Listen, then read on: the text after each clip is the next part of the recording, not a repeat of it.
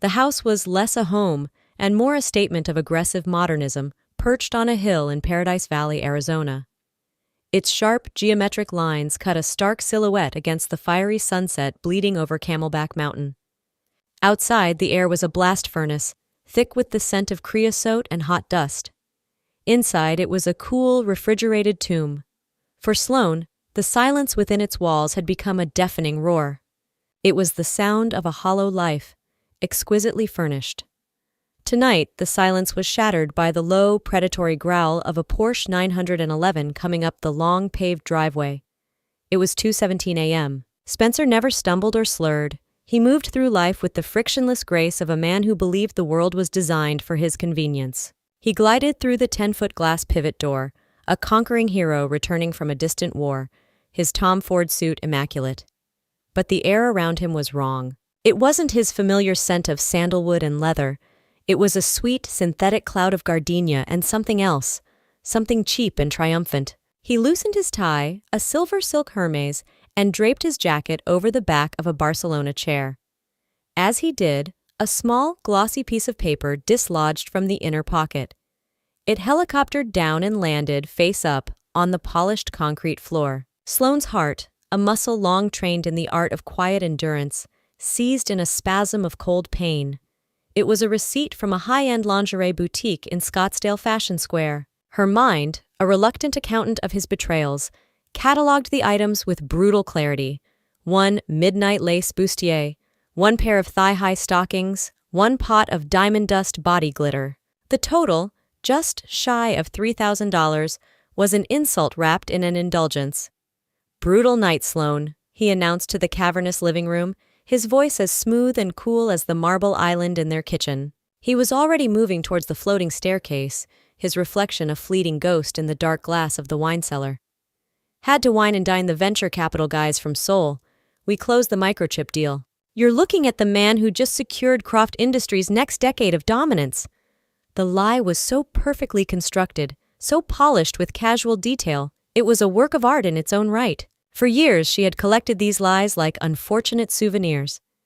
They were the price of this life, the silent tax on being Mrs. Spencer Pierce, the impeccably polished wife of the wunderkind CEO. She was the daughter of the legendary Marcus Croft, the man who had forged Croft Industries from sheer grit and genius. To the world, Spencer was his brilliant successor. To Sloane, he was the caretaker of her father's legacy, and she was the most valuable and most neglected asset in the portfolio. The next morning, the desert sun streamed in, illuminating dust motes dancing in the still air. Spencer stood with his back to her, looking out at the turquoise swimming pool, a steaming mug of Nespresso in his hand. He was on his phone, his voice a low conspiratorial murmur. He thought she was absorbed in planning the annual Croft Foundation Gala. But Sloane had long ago learned to listen with her entire being, to decipher the nuances in the negative space. "I know, sugar, I can't wait either. The surprise is locked and loaded.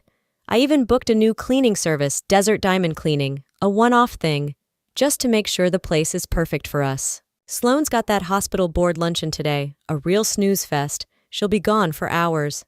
It'll be our kingdom for the afternoon, just you and me, my little firecracker." Desert Diamond Cleaning. They had a housekeeper, the kind and efficient Mrs. Chen, who had been with Sloane's family since before she'd left for college. But today was Mrs. Chen's day off to visit her own family. The pieces didn't just click into place, they fused together with the heat of a welder's torch, sealing the last crack of denial in her heart. The familiar ache of betrayal finally gave way to something new, a diamond-hard, terrifyingly clear sense of purpose. She would not scream. She would not throw things. She would not give him the satisfaction of a scene. She would do what her father had taught her to do in every hostile takeover. She would gather intelligence, assess the damage, and then she would liquidate the liability. Quietly, her fingers found the number for Desert Diamond Cleaning. She was done being the queen in this gilded cage. Today, she would become the ghost in the machine. "Desert Diamond Cleaning? How can I make your day sparkle?" The voice was young and relentlessly cheerful. Sloane took a breath, consciously flattening her voice, stripping it of the quiet authority and Bryn Mawr accent that defined her. Hello. I'm calling about the 1 o'clock service for the Pierce residence on Camelback Vista, she began, channeling the harried, slightly stressed tone of a overworked personal assistant. This is Amanda, Mr. Pierce's executive assistant. There are some last-minute, non-negotiable instructions regarding the handling of the art collection. I need to meet your technician in person before she approaches the property. It's a matter of insurance and security. The lie was just corporate enough to be believable. A meeting was set for a Starbucks 5 miles away, a neutral zone of suburban anonymity. 30 minutes later, Sloane sat across from a young woman in a faded teal polo shirt, her name tag reading Sophia. Sophia had kind, tired eyes and a textbook open on the table next to her. A nursing student, trying to make ends meet. The sight sent a pang of guilt through Sloane, a brief flicker of her old self, but she extinguished it. This was war, and there would be collateral damage. Sloane slid a plain white envelope across the table. It was thick with cash. I need your uniform, your ID badge, and your absolute discretion for the next 5 hours, Sloane said, her voice a low, steady hum. Inside the envelope was $1,500. More than Sophia likely made in 2 weeks of scrubbing other people's mansions. This is your full pay for the day, plus a significant bonus for the inconvenience. A personal matter has come up, and it is imperative that I am the one who cleans the house today. As far as your office is concerned, the job was completed flawlessly. You go to the library, study for your exam, and tell no one. We've never met. Sophia's eyes darted from the envelope to Sloane's face, a cocktail of fear, disbelief, and dawning comprehension swirling within them. Is he? She started, her voice barely a whisper. It's complicated. Sloane cut her off gently, but with an air of finality. Please, help me. In the sterile confines of the Starbucks bathroom, the transformation was chillingly complete. Sloane Sterling, a name that appeared in the society pages and on the donor walls of museums, ceased to exist. She scraped her fiery red hair, usually styled in a sleek, sophisticated bob, into a messy, unflattering bun. She used a makeup wipe to scrub her face clean. Then, with a hand that trembled only slightly, she took a taupe eyeshadow and smudged it beneath her eyes, creating the sunken, bruised look of chronic exhaustion.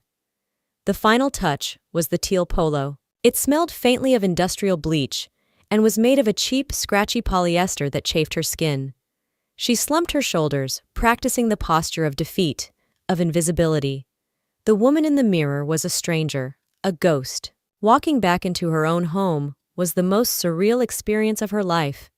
The vast, open-plan living area, with its collection of contemporary art she had personally curated, felt like a museum she was about to defile. The monumental Richard Serra sculpture in the entryway, a gift from her father, seemed to watch her with a silent, iron judgment. She retrieved the cleaning supplies from the immaculate utility room. The tools of her new trade felt clumsy and alien in her hands. She was an actress on a hostile set, preparing for the most difficult role of her life.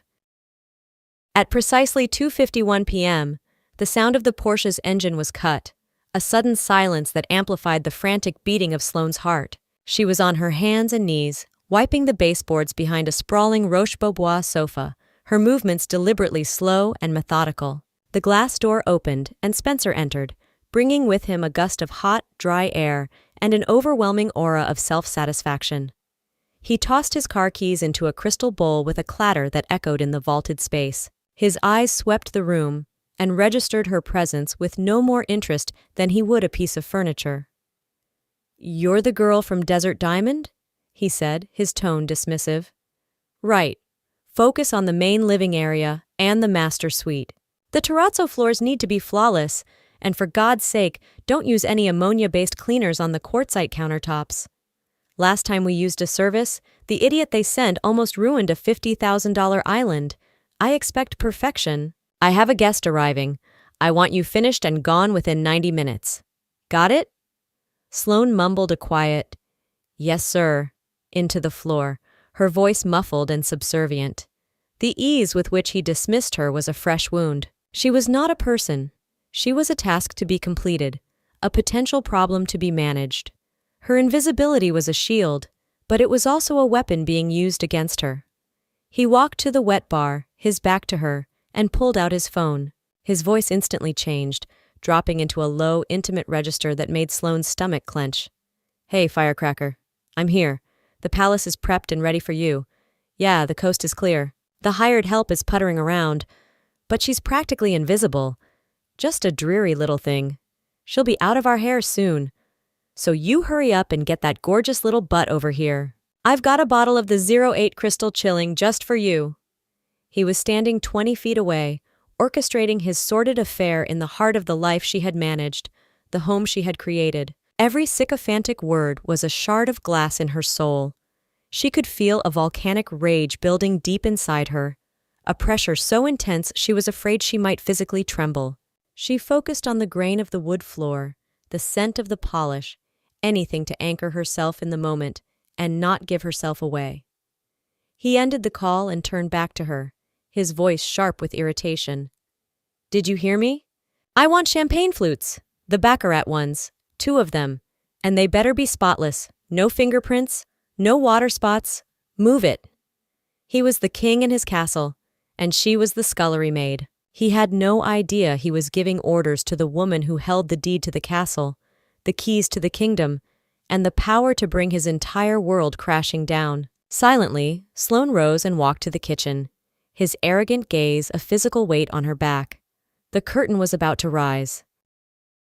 The doorbell chimed, a crisp, elegant sound at odds with the ugliness it heralded. Spencer moved to the door with an eagerness Sloane hadn't seen in him in years. At that moment, Sloane was emerging from the long, gallery-like hallway, carrying a polished silver tray. Upon it sat 2 baccarat flutes, so exquisitely thin they seemed to be spun from light itself. She stopped just inside the shadow of a large structural pillar, melting into the architecture, a silent witness to her own undoing. On the doorstep stood Kendall. She was a caricature of modern glamour, a walking, talking Instagram filter. Her hair was a shade of platinum blonde that didn't exist in nature, her lips were inflated to comical proportions, and her dress was a scrap of pink spandex that left nothing to the imagination. A fake Fendi bag was tucked under her arm. Sloane recognized the diamond tennis necklace.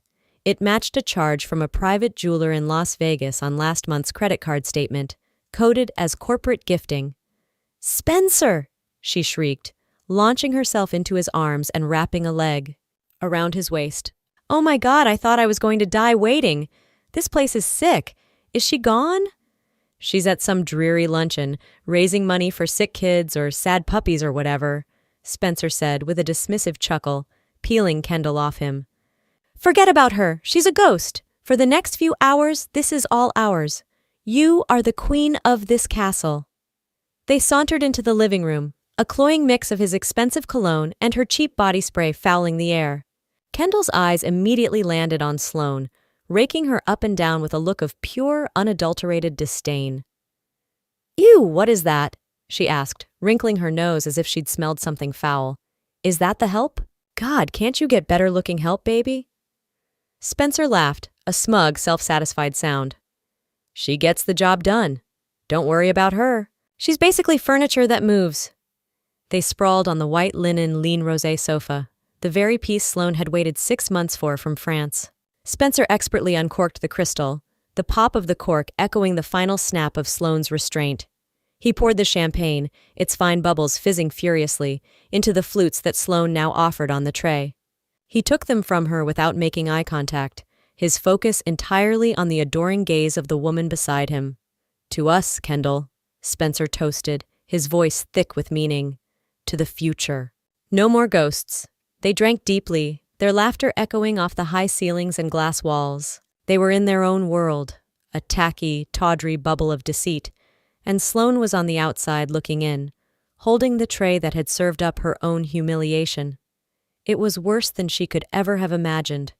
This wasn't just cheating. It was a hostile takeover of her life, her home, her very existence. The crystal, consumed with the thirst of people who don't have to pay for it, was working its magic.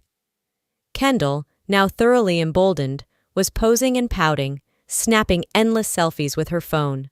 "Spencer, baby, get a shot of me with the mountain in the background. My followers are gonna lose their minds." #living my best life. she chirped, arching her back. As Spencer leaned over to frame the shot, Kendall gestured extravagantly, her hand connecting with her flute. It tipped, sending a cascade of expensive champagne onto the pristine white sofa and the hand-knotted Tibetan silk rug beneath it. Her hair was a shade of platinum blonde that didn't exist in nature. Her lips were inflated to comical proportions, and her dress was a scrap of pink spandex that left nothing to the imagination. A fake Fendi bag was tucked under her arm. "What are you just standing there for, you useless idiot?" he roared, his voice bouncing off the hard surfaces of the room. He snapped his fingers, a sharp, ugly sound. "Are you blind? On your knees. Clean this mess up right now. I want that stain gone. What the hell do I pay your worthless company for if you can't even anticipate a simple spill? Get on your goddamn knees and scrub it." The command, so brutal, so public, sucked the air from the room. Sloane's body moved on autopilot. She retrieved the cleaning supplies, her movements stiff and robotic. She knelt on the floor of her home, at the feet of her husband and his vapid lover. The humiliation was a physical force, a crushing weight on her chest, a metallic taste in her mouth. She could feel their eyes on her, one pair filled with contemptuous anger, the other with cruel amusement. "Look at her go," Kendall drawled, taking a long sip from Spencer's glass. "Like a little robot. I bet your wife is just like that. Cold and perfect and boring. All pearls and charity events. God, I would die of boredom." Spencer let out a bark of laughter, a sound so genuinely mirthful it was the cruelest blow of all. "You have no idea how right you are, firecracker," he said, stroking Kendall's hair. "Sloane is the Ice Queen. Perfect for a photo op, but there's no warmth, no fire. She's a beautiful, cold statue.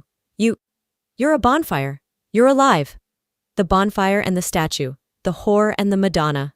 The simplistic, misogynistic binary he'd reduced her to was the final piece of evidence she needed. Something inside her, a carefully constructed dam of pain and composure, did not so much break as dissolve. The pain receded, washed away by a tidal wave of pure crystalline rage that felt, to her surprise, like peace.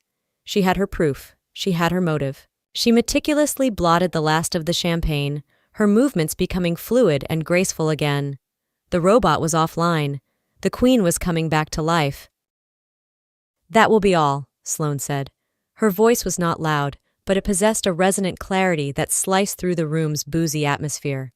It was the voice of a woman used to commanding boardrooms, the voice of a Croft. Spencer and Kendall fell silent, startled. "What did you just say to me?" Spencer asked, his eyes narrowing. "You have a goddamn nerve?" Sloane ignored him. She rose from the floor, not in a scurry, but in a slow, deliberate unfolding, like a flower turning to the sun. Her posture, once slumped in subservience, was now ramrod straight. She reached up with one hand and pulled the elastic band from her hair.